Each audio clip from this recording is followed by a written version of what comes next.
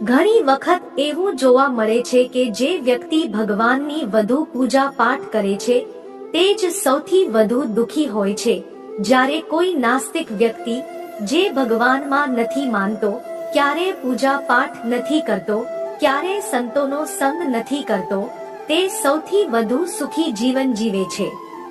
આ બધું જોઈને ક્યારેક ક્યારેક તો એવું લાગે છે કે ભગવાન જ ખોટા છે, ભગવાનનો ન્યાય જ ખોટો છે. આ કોઈ વાર્તા નથી, આ દરેકની સાથે બનતું હોય છે. મિત્રો, આજના આ વિડીયોમાં અમે તમને આની પાછળનું કારણ જણાવવા જઈ રહ્યા છીએ. ભગવાન શ્રી કૃષ્ણે પોતે આનો જવાબ આપ્યો છે. આખરે વધુ પૂજા પાઠ કરનારા લોકો દુખી અને પરેશાન કેમ રહે છે? આનો જવાબ ભગવાન શ્રી કૃષ્ણએ શ્રીમદ ભગવદ ગીતા દ્વારા ખૂબ જ સ્પષ્ટતાથી જણાવ્યો છે. તો ચાલો શરૂઆત કરીએ. નમસ્કાર મિત્રો, પૂજા સ્પિરિચ્યુઅલ વોઇસ ચેનલ પર તમારા બધાનું સ્વાગત છે. જો તમે પણ ભગવાન શ્રી કૃષ્ણના ભક્ત છો તો કોમેન્ટમાં જય શ્રી કૃષ્ણ જરૂર લખજો. તો ચાલો આજની પ્રસ્તુતિ શરૂ કરીએ. મિત્રો, વાત દ્વાપર યુગની છે, જ્યારે ભગવાન શ્રી કૃષ્ણ અને અર્જુન વચ્ચે સંવાદ થઈ રહ્યો હતો. ત્યારે અર્જુને ભગવાન શ્રી કૃષ્ણને પૂછ્યું, માધવ, જે લોકો વધુ પૂજા પાઠ કરે છે તેઓ મોટા ભાગે દુખી અને પરેશાન રહે છે. આની પાછળનું કારણ શું છે? અને જે લોકો ભગવાનનું નામ પણ નથી લેતા, ભગવાનનું સ્મરણ બિલકુલ નથી કરતા અને હંમેશા ખોટા કામોમાં લિપ્ત રહે છે, તેમને હું સુખી જોઉં છું. આની પાછળનું રહસ્ય મને સમજાવવાનો પ્રયાસ કરો. ત્યારે ભગવાન શ્રી કૃષ્ણએ એક નાનકડી કથાના માધ્યમથી અર્જુનને આનો જવાબ આપ્યો. ચાલો જાણીએ તે નાનકડી કથા વિશે. એક ગુરુના બે શિષ્ય હતા. બંને ભણેલા ગણેલા અને વિદ્વાન હતા. બંનેમાં ફક્ત એટલો જ ફરક હતો કે એક શિષ્ય ભગવાનમાં માનનારો હતો, જ્યારે બીજો શિષ્ય ભગવાનમાં માનતો નહોતો, એટલે કે નાસ્તિક હતો. એક એવો હતો કે જ્યાં ભગવાનની કથા થતી, જ્યાં સત્સંગ થતો, જ્યાં ભજન થતું, ત્યાં દોડીને જતો રહેતો અને ભગવાનની પૂજા પાઠ કરવા લાગતો. બીજો શિષ્ય આ બધી બાબતોથી દૂર હતો. તે દારૂ પીતો, વેશ્યાઓ સાથે સમય વિતાવતો અને તમામ પ્રકારની ખરાબ આદતો તેનામાં હતી. એક દિવસ એવું થયું, તે શિષ્ય દારૂ પીને જેવું તેવું બોલતો રસ્તામાં ચાલતો પોતાના ઘરે જઈ રહ્યો હતો. ત્યારે અચાનક તેને રસ્તામાં પૈસાથી ભરેલી એક બેગ મળી જાય છે. તો તેની ખુશીનો પાર નથી રહેતો. તે મોટેથી બૂમો પાડીને બધાને જણાવે છે કે મને આજે પૈસાથી ભરેલી થેલી મળી ગઈ, મારું જીવન સફળ થઈ ગયું. આ પૈસાથી હું મારી જીવનની જરૂરિયાતો પૂરી કરીશ. બીજી બાજુ ભગવાનમાં માનનારો શિષ્ય મંદિરમાંથી ભજન કરીને પોતાના ઘરે જઈ રહ્યો હતો. ત્યારે અચાનક તેના પગમાં એક મોટો કાંટો ખૂંચી ગયો અને લોહી નીકળવા લાગ્યું. ઠીક તે જ સમયે બીજો શિષ્ય પણ ત્યાં પહોંચે છે અને હસતા હસતા તેને કહેવા લાગે છે, કેમ તું જ છે ને જે સૌથી વધુ પૂજા પાઠ કરે છે, ભગવાનનું ભજન પણ કરે છે. શું આપ્યું તારા ભગવાને તને? મને જો, હું ક્યારે મંદિર નથી ગયો અને મેં ક્યારે કોઈ સારું કામ નથી કર્યું. મારા ઘરમાં ભગવાનનું મંદિર પણ નથી. મેં ક્યારે પોતાના ઘરમાં સત્યનારાયણની કથા નથી કરાવી.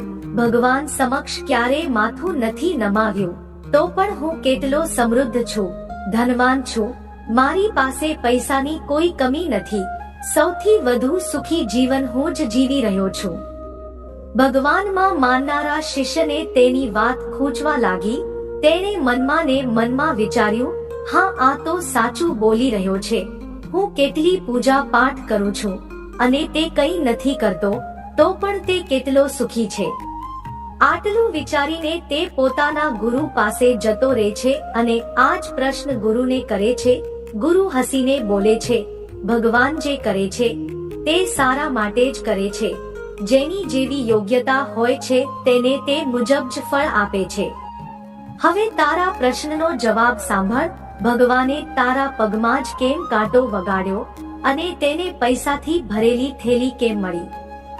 સાંભળ, તે પાછલા જન્મમાં ઘણા પાપ કર્યા હતા, તેથી આજે તારું મૃત્યુ થવાનું હતું, પરંતુ તું મંદિર ગયો, તે ભગવાનની પૂજા કરી, આજ એક કારણ છે કે તારું મૃત્યુ ના થયું અને ફક્ત એક કાંટો જ વાગ્યો. હવે તારા મિત્રની વાત કરીએ. પાછલા જન્મમાં તે એક સંત મહાપુરુષ હતો, તેથી તેની આજે કિસ્મત બદલાવાની હતી. તે કરોડોની સંપત્તિનો માલિક બનવાનો હતો, પરંતુ આ જન્મમાં તેણે કોઈ પણ સારું કામ નથી કર્યું, તેથી પાછલા જન્મના ફળ મુજબ તેને થોડા પૈસા જ મળ્યા, જો કે તે અરબોની સંપત્તિનો માલિક બનવાનો હતો. ભગવાનને દોષ આપવાનું બંધ કર, પોતાના વર્તમાનના સમયનો સદુપયોગ કર, ભવિષ્ય આપોઆપ સુધરી જશે. આમ તેની આંખો ખુલી ગઈ અને તે ફરીથી પોતાના પૂજા પાઠમાં લાગી ગયો. જ્યારે આપણે પ્રાર્થના કરીએ છીએ તો ઈશ્વર આપણા કહેવા કરતા વધુ સાંભળે છે. જેટલી આપણે પૂજા કરીએ છીએ તેનાથી વધુ જવાબ આપે છે. જેટલી આપણે કલ્પના કરીએ છીએ તેનાથી વધુ પોતાના સમય અને પોતાની રીતે આપે છે. સમયનું ચક્ર ખૂબ ઝડપથી ચાલે છે, તેથી ના તો બળનો અહંકાર કરો, ના તો પોતાના ધનનો. જીવનમાં વાણીને સંયમમાં રાખવી જરૂરી છે, કારણ કે વાણીથી આપેલા ઘા ક્યારેય ભરાતા નથી. જીવનમાં ક્યારેક મોકો મળે તો કોઈના માટે સારથી બનો, સ્વાર્થી નહીં.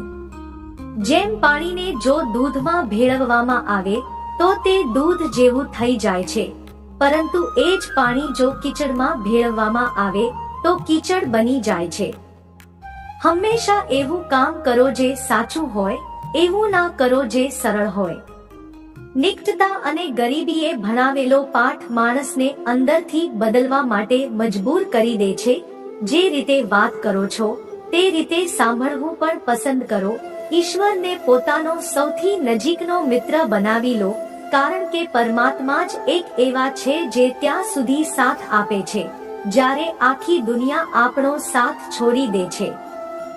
એવા લોકો સાથે મિત્રતા જાળવી રાખો જે તમને બહેતર બનાવવા પ્રેરણા આપે છે, જે તમને પોતાની જવાબદારી માને, તમારું ધ્યાન રાખે, જે તમને પોતાના સમજે અને પોતાના ઘર જેવું મહેસૂસ કરાવે, જે તમારી મદદ કરે અને તમને સમજે.